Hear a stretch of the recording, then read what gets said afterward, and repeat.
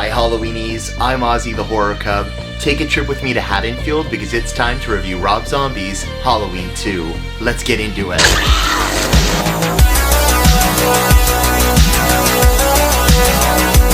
Released in 2009 and directed by Rob Zombie, this film would see Michael Myers coming back to stalk Laurie Strode, a direct sequel to his remake. 1 year has passed since the events of Rob Zombie's Halloween. Now if you watch the director's cut, it is a 2-year gap. The director's cut and the theatrical cut, one dives a little bit deeper into the trauma of Laurie Strode. And that's what essentially this film is about. How has Laurie Strode coped with the events of learning who she is, learning that she is Angel Myers, Michael Myers' sister, Boo from the previous film. This film is all about trauma. Laurie's character is struck with the news on Halloween night that she is Angel Myers. Dr. Loomis Malcolm McDowell is back and he's a huge sellout in this film. He writes another tell-all book, and in this book he reveals that Laurie Strode is Michael Myers' sister. Now Laurie is currently living with Sheriff Brackett and Annie. They've taken her in after Michael brutally slayed her parents in the first film. But things are not the same between Annie and Laurie. Laurie can't look at Annie because the second that she sees Annie's scar, she's reminded of what happened last Halloween. Their relationship has totally changed. Now Laurie's already going through hard enough trauma as is. Surviving that Halloween massacre and losing the majority of her friends really did a lot to her, and you can see that she's trying to use drugs and alcohol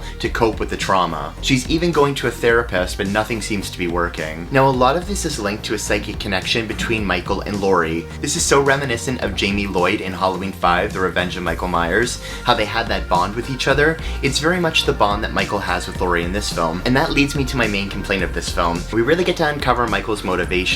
Michael Myers sees his dead mother with a white horse, and she's the one that's telling him what to do. She's the one that's telling him to go after Boo and to bring the family back together. My only complaint with this is, it is just so Friday the 13th. I love that Rob Zombie gave us an original Halloween sequel, that this isn't just a tread of Halloween 2, Rick Rosenthal's Halloween 2 from 1981. Yes, the very beginning takes place in a hospital, and the very first 20 minutes, when it opens up and it is the same Halloween night as the previous film, and we do get to go to the hospital, you're thinking, oh my god, is this going to be a spiritual sequel of Halloween 2? But no, Zombie goes off and he does his own thing with it.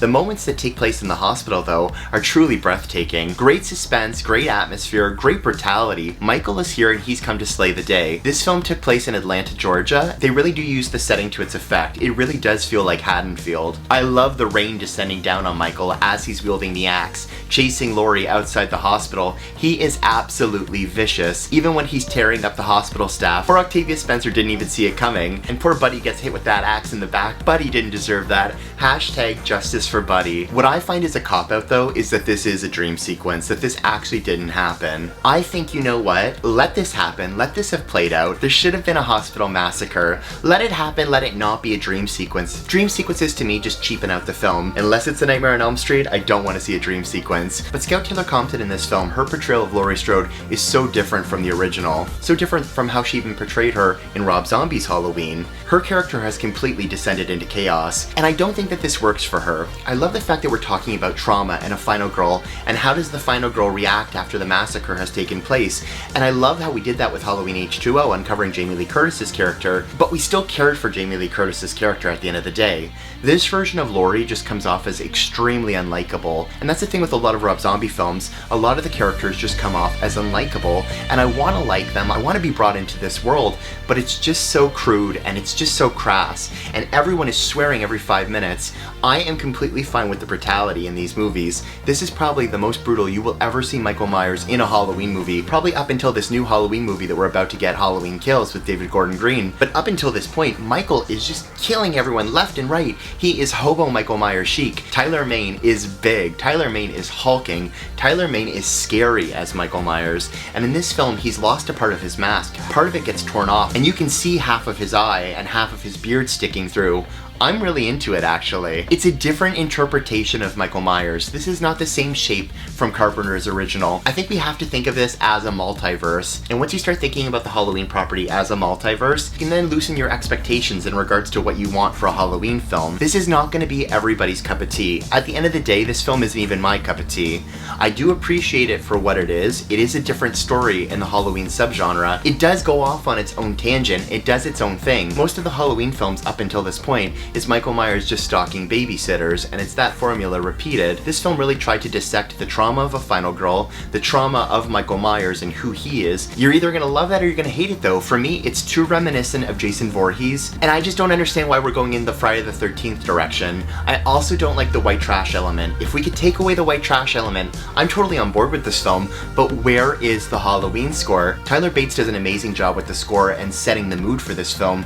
However, the Halloween theme is almost completely absent, as is most of the majority of themes from the Halloween soundtrack. I just think if you were gonna make a Halloween movie, you have to have the score. I understand that Zombie really wanted to try and do something different, and he didn't want anyone taking away from his artistic vision, and that's why he came back to direct Halloween 2. For the longest time, he swore off doing this film, but he came back to preserve his vision of the characters. For me though, they've all descended into chaos. You really do hate these characters this time around. Laurie Strode, completely unlikable. Malcolm McDowell's fame-hungry Dr. Loomis, completely unlikable. And just hate the way he talks to women. It's just not realistic. I think that's the problem with a lot of the dialogue in a Rob Zombie movie. It just doesn't come off as realistic. If it could have been written in a way that it could have been normal people talking to one another, you could have really gotten into this film. It's got a clever premise. I just don't think it was given enough time to breathe. They really rushed production of this film. Production began in 2009, and then this film was released in August of that year. Why are you releasing a Halloween film in August? I have no idea. Daniel Harris and Brad Dourif are back in this film,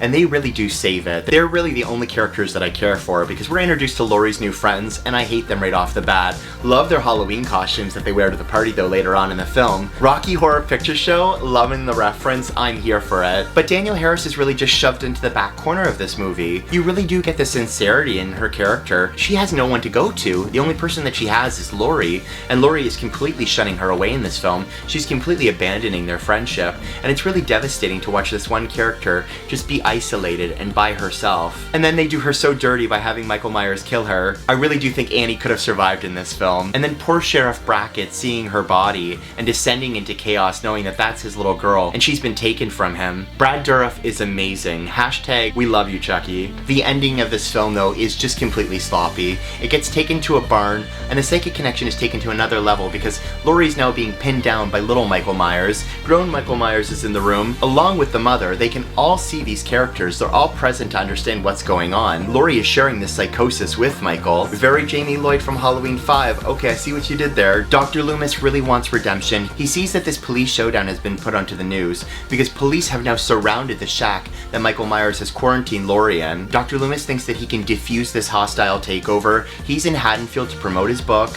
What a friggin' douchebag. But he believes this is his redemption arc. Dr. Loomis is killed. He is eviscerated in this movie. It's completely brutal. Laurie eventually does take out Michael, and at the end she's committed to an insane asylum. Looking off in the distance, she's able to see the exact same white horse that Michael was able to see. I absolutely adore the ending because it's full circle moment for Laurie. And they were gonna do Halloween 3D, taking place in that insane asylum, with Laurie helping Michael. Could have been an interesting idea. It didn't get to play out. At the end of the day, this is a bloody good slasher with great atmosphere. The lighting is incredible. I love how the Halloween nighttime scenes are lit. A lot of extensive fog. I'm so into fog. The second you give me fog, you give me atmosphere, and I'm here for it. The kills are absolutely brutal. Tyler Mane is an incredible Michael Myers. I wish we could have seen more of Tyler Mane as Michael. We have no idea how he survived that gunshot in the opening, but hey, you know what? How did Michael survive those gunshots at the end of part 4 going into part 5?